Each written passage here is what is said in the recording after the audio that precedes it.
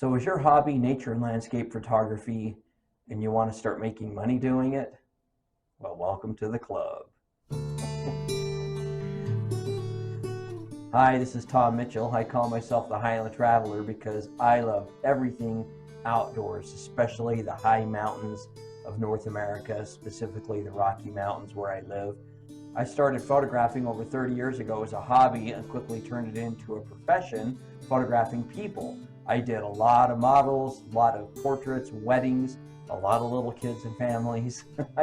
I made a living for 10 solid years just as a photographer with my camera. I also took a stint in the camera repair business for a while. I learned how to fix cameras and had my own camera repair shop here in Utah for a few years. But my love has always been nature and landscape photography.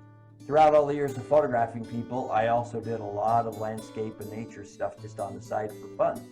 Eventually, I decided to start selling my photographs because that was kind of the natural way to move. And I did it with starting a website and then moved on to doing art shows. And you're probably thinking, how can you get into making money as a photographer selling nature and landscape photographs? Well, let me tell you something.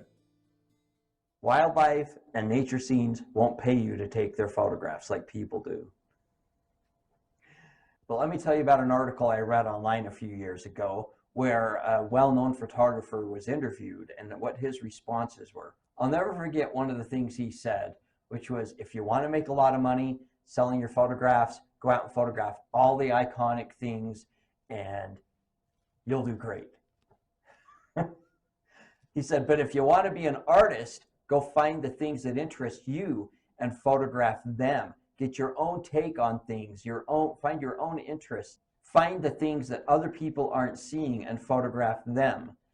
I found that to be really telling simply because I've never been the iconic kind of guy. I've always been the guy that just has gone photographed what I liked, found the things that I thought were interesting and photographed them. So you need to ask yourself, do you want to sell your photographs to people? Do you want to make a living selling your photographs? Or do you want to take one of the other options? There are other options. Really, there are. Selling fine art is really an art. Being able to sell your photographs in an art form, meaning fine art prints that people want to hang on their walls, is completely different than just selling small prints, small little, 8 by 10, 11 by 14 prints. A very well-known, famous photographer that I know recently made a comment to me about the Insta-famous people. And I'm like, what? He tells a story about being up in the mountains photographing one day. Now, he is shooting an 8 by 10 view camera, a large format film camera. And he's set up right on the side of the road trying to get this scene up through these trees. It's really a spectacular scene. And there's some shoulder on the road in front of where he's set up. And some car pulls up and parks right there alongside the shoulder, right in front of his shot. So she's literally in the shot. And she gets out and all these people get out. He said it was like a whole entourage. And she looked at him and came over and started talking to him. And then she's like, oh, I'm sorry, I must be in your shot, huh? And he's like, yeah. And so, oh, let me move. She moved. So when she came back, he said, so you're one of those Insta-famous people, aren't you? You have a whole entourage with you. He said she kind of like, yeah, and told him that she's got like hundreds of thousands of followers on Instagram. Insta-famous. So, social media is the biggest route people have taken, either purposely or accidentally, in the last 10 years, 20 years, to become well-known photographers. 99.9% of these people don't sell their photographs as art. They make their money through another way. Another photographer that I'm a fan of, I like watching him on YouTube, he has made more than one comment that he just doesn't sell his photographs. When I first saw him make that comment on a YouTube video, I'm like, let me look at his website. Click, click, click. And I'm like, dude, no wonder you're not selling any photographs. Your website sucks. Sorry. But all he's offering for sale on his website are small prints that he's printing himself at his home from a little printer that I think the maximum he can print is 11 inches. So like 11 by 14 or 11 by 16, something like that. People that want to buy art aren't looking for that kind of stuff. They're looking for big prints. They're looking for stuff that's ready to hang on the wall, something they don't have to go frame and get all that crap done. They want it ready to hang on the wall, and they want it big. I know of quite a few other very well-known guys like on YouTube that have made that comment too, that they just don't sell any prints. Their whole business model is not structured around selling their photographs. It's centered around their YouTube channel, which that's fine. You want to make a living on YouTube, more power to you, man.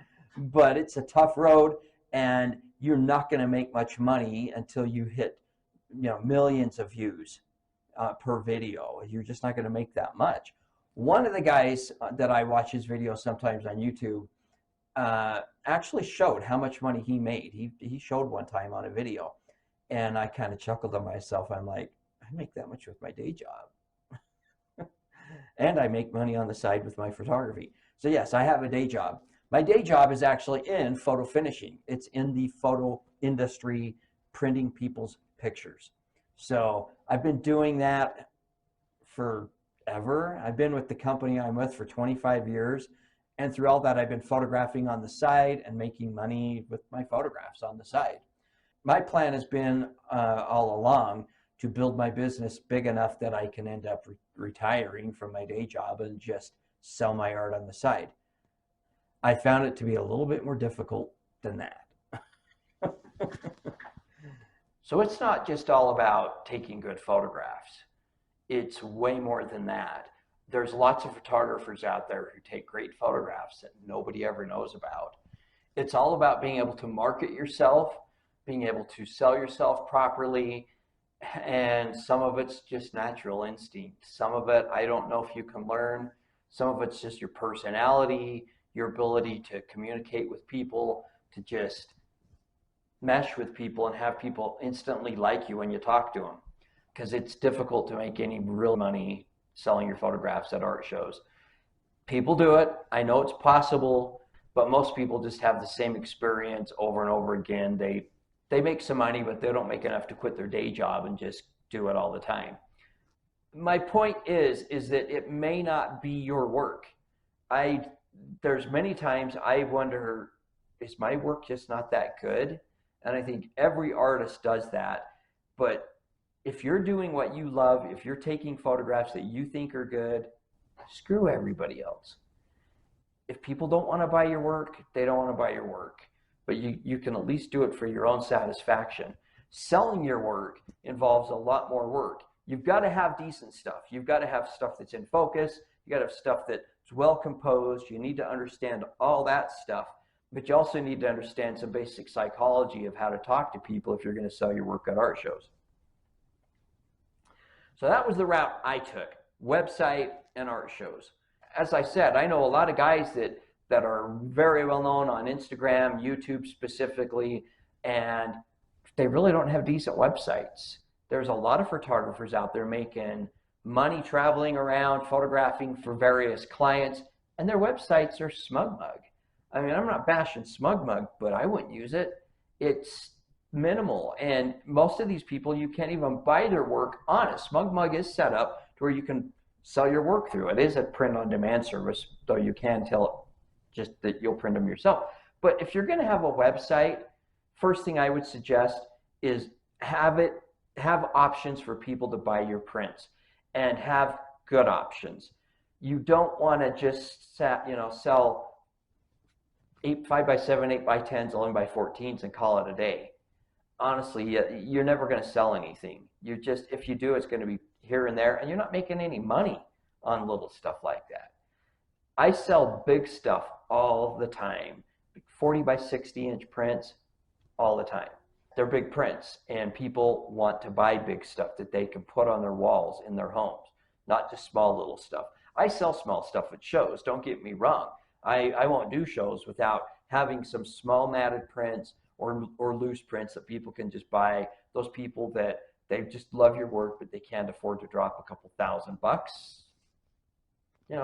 Offer them something they can buy for 40 or 50 bucks. But selling your work at art shows, It's a whole nother can of worms. Thanks so much for watching, and make sure to watch next week's episode where I go into great detail on art shows and what it takes to sell your work at art shows.